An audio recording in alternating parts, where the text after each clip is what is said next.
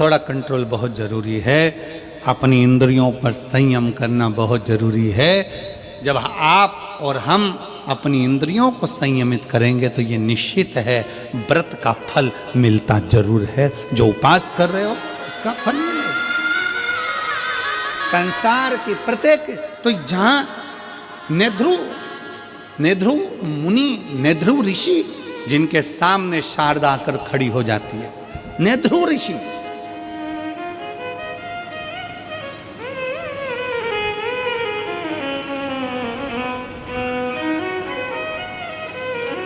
नेध्रु ऋषि के सामने शारदा आकर खड़ी हो गई और शारदा ने कहा, बाबा जी, गुरुवर, मैं बहुत दुखी हूँ, मेरे जीवन में ये संकट आ गया, मैं विधव्य हो गई, पति चले गया, बच्चे हैं, अब मैं करूँ तो करूँ क्या करूँ? मैं भूखी हूँ, मेरा परिवार, मेरे बच्चे भूखे हैं, उनको अन्न का भाग नहीं मिल पा रहा है, मैं क्या कर सकूँ? भोजन के लिए मैं सब दूर गई। तब नेध्रु ऋषि ने एक ही बात कही, तुमने कभी शंकर की आराधना करी है? तुमने कभी शिव की आराधना करी है? नेध्रु ऋषि ने पूछा, कभी तुमने शंकर की आराधना करी है? तुरंत शारदा ने कहा, मैंने आज तक ना तो मैं शिव के मंदिर गई हूं, ना शिवालय गई हूं, ना शंकर की आराधना करी, ना नमः शिवाय बोला, ना ओम नमः शिवाय बोला, ना श्री शिवाय नमस्तुभ्यम बोला। मैंने आज तक शिव की आराधना नहीं की, आज तक नहीं करी।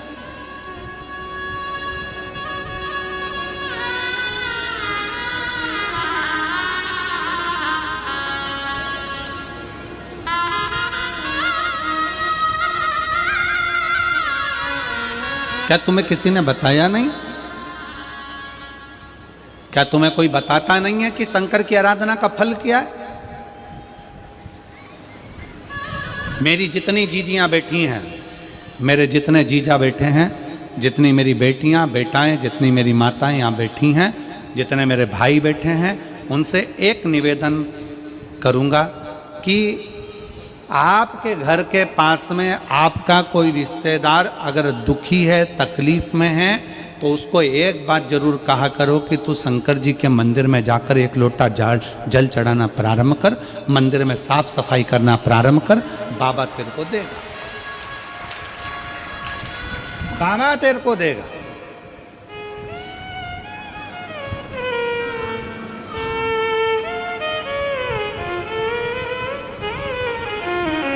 जाओ, घर के लोगों से कहो कि मंदिर जाएं। पर कई लोग ऐसे हैं जो पक्के में मूर्ख हैं, उनको कितना ही सिखा लो तो भी वो भगवान की शरणागति ग्रहण नहीं करते। और इनको अगर कोई फालतू का व्यक्ति मिल जाए और फालतू की बात कर देना तो ये बड़े सुखी होते हैं। फालतू की बात, अच्छी बात इनको नहीं सुहाती।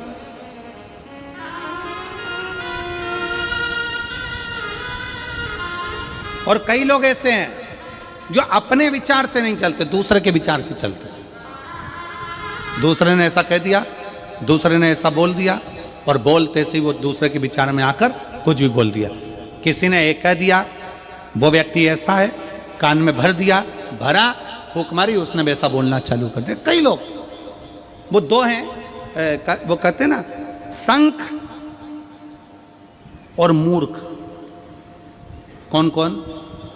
शंख और मूर्ख। ये अपने आप कुछ नहीं बोलते, इनमें फूंक मारो तो बोलते। मूर्ख भी ऐसा होता है, उसको कोई कुछ बोल देगा ना, वो बैठे ना, वो रामकिशन जी बैठे हैं ना, वो रामाधर जी बैठे हैं ना, वो व्यक्ति ऐसा है ना, बस मूर्ख के कान में भर दिया कि वो व्यक्ति वैसा है, तो वो पूरे गांव में डोंडी पीटता फिरेगा, वो व्यक्ति वैसा है, मैंने तो सुना है वो व्यक्ति वैसा है। मूर्ख है ना, अपने मन से सोचा नहीं। कभी तो रामाधर से मिला, कभी तो राम स्वरूप से मिला, कभी उस व्यक्ति से मिला, कभी उस व्यक्ति से तेरा पाला पड़ा, नहीं, उसको पहले आजमाओ तो कि कैसा है। पर किसी ने कह दिया कि वो व्यक्ति वैसा है तो तुमने वैसा मान लिया। शंख कैसा होता है? शंख अपने आप नहीं बजता, शंख में फूंक मारेगा दूसरा तो बजेगा। और ज्ञानी पुरुष का लक्षण क्या है? ज्ञानी पुरुष का लक्षण होता है वो थोड़ी सी फूंक से बिलखता नहीं है, क्रोधित नहीं होता, चिल्लाता नहीं। कई कई मूर्ख होते हैं।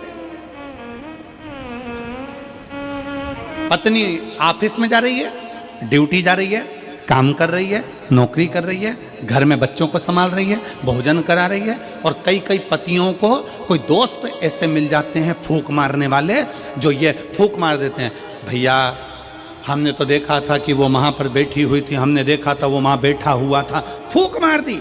अब तुम चतुर हो कि मूर्ख हो, तुम पर निर्भर करता है। आप अपने पति पर शंका कर रहे हो, दूसरे के कहने पर मूर्खता है। आप अपनी पत्नी पर शंका कर रहे हो, दूसरे के कहने पर मूर्खता है। आप अपने परिवार पर शंका कर रहे हो, दूसरे के कहने पर मूर्खता है। चतुरता उसको कहते हैं जो बोलने वाले से भी कह दे तू चुप रहे, मैं मेरी पत्नी को, मेरे अपने पति को, मैं अपने परिवार को अच्छे से जानता हूं, मुझे मालूम है कि मेरा परिवार क्या है, तू चुप रहे। इसको चतुरता कहते हैं। किसी ने फूंक मारी और तुम बजना चालू हो गए, किसी ने कुछ बोला और तुमने बुराइयां देखना प्रारंभ कर दी, ना ना ना, इसको श्रेष्ठता नहीं कहे।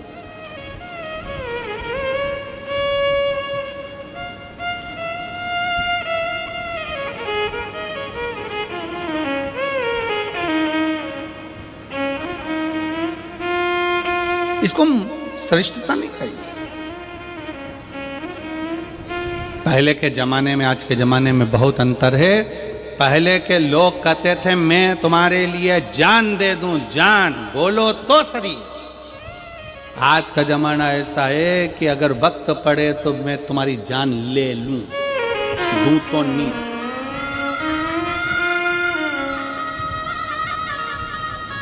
एक लड़की लड़के से कह रही थी एक बार अपनी शादी हो जाए, मैं पूरे घर को स्वर्ग बना दूंगी, तुम चिंता बिल्कुल मत करो। गार्डन में बैठ के बोल रही थी, आवाज कानों में गई तो पलट के देखा कि ये घर को स्वर्ग बनाएगी और घर में रहने वालों को स्वर्गवासी। स्वर्ग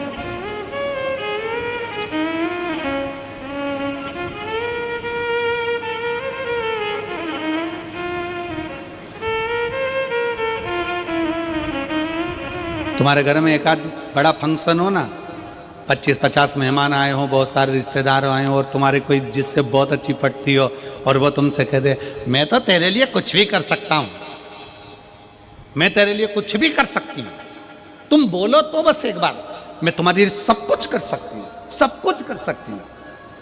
जो तुमसे बोले ना मैं सब कुछ कर सकती हूँ, उसको फोन लगा के बोल दो बर्तन पड़े हैं मांज देगी,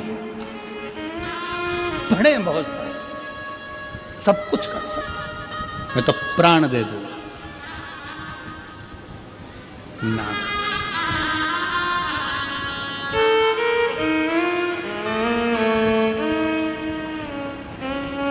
और मेरे गिरधर शिव तत्व में, भगवान की भक्ति में, एक आनंदता में, मीराबाई कहती है भगवान कृष्ण से कि है मेरे गिरधर, है मेरे गोपाला, है मेरे कृष्ण, मैं तेरे लिए अपना सर्वस्व बार देती हूँ। भगवान कृष्ण ने परीक्षा ले ली मीराबाई की, जहर का प्याला भेज दिया। जहर का प्याला भेजा तो भगवान को लगा सही में सर्वस्व बांट सकती है, तब भगवान कृष्ण उसकी साक्षी में प्रकट हो जाते हैं। थोड़ा परीक्षा मेरा भगवान लेता है, मेरा कृष्ण लेता है, मेरा राम लेता है, मेरा शिव लेता है, उस परीक्षा को लेता है, थोड़ा समय लगता है। क्या तुम्हें किसी ने बताया नहीं कि शंकर की आराधना करने का फल क्या होता है? नेध्रु ऋषि शारदा से कहते हैं क्या तुम्हें कोई बोला नहीं? शारदा ने कहा मेरे परिवार वालों ने कहा था कि जब दुख की घड़ी आए तो शिव को याद करना, शंकर को याद करना। शिव, तो क्या तुमने शिव को याद नहीं किया? क्या तुमने शंकर को याद नहीं किया? किया। मैं थोड़े दिन भगवान के मंदिर गई, थोड़े दिन मैंने भगवान का भजन किया, थोड़े दिन मैं भगवान के मंदिर गई, फिर मैंने मंदिर जाना छोड़ दिया। क्यों? भगवान ने मेरा सुना ही नहीं। नेध्रु ऋषि ने एक बात कही, जितने शिव भक्त यहाँ कथा सुन रहे हैं, जितने शिव भक्त यहाँ पर बैठे हुए हैं और जितने शिव भक्त आस्था चैनल पर कथा सुन रहे हैं, फेसबुक यूट्यूब पर कथा सुन रहे हैं, बड़े ध्यान से सुनना। नेध्रु ऋषि ने पूछा, तुम्हें तुम्हारे रिश्तेदारों ने कहा था कि शंकर के मंदिर जाओ, तो तुम गई थी? हाँ गई थी। कितने दिन? थोड़े से दिन। फिर क्यों नहीं गई? मेरा मन नहीं लगा। क्यों? भगवान ने मेरी बात नहीं मानी, इसलिए मैंने मंदिर जाना छोड़ दिया। मैं मंदिर जाना छोड़ दी, मैं कथा जाना छोड़ दी, मैं भजन करना छोड़ दी। क्यों? भगवान ने मेरी सुनी नहीं। नेध्रु ऋषि ने कहा, ओ मेरी माँ, बच्चा गर्भ में रहता है तो कितने महीने रहता है? जम के बोलो जरा, कितने महीने? 9 महीने। नेध्रु ऋषि ने कहा, एक बच्चे को भी स्वस्थ जन्म लेने में 9 महीना लगता है, और दुनिया के लोग ये सोचते हैं कि हम 2 महीने से जल चढ़ा रहे हैं और भगवान हमारी सुन ले। 9 महीने में बच्चा पूर्ण जन्म लेता है, तो भगवान पर भरोसा भी कम से कम 9 महीना तो करो कि भगवान कुछ देगा।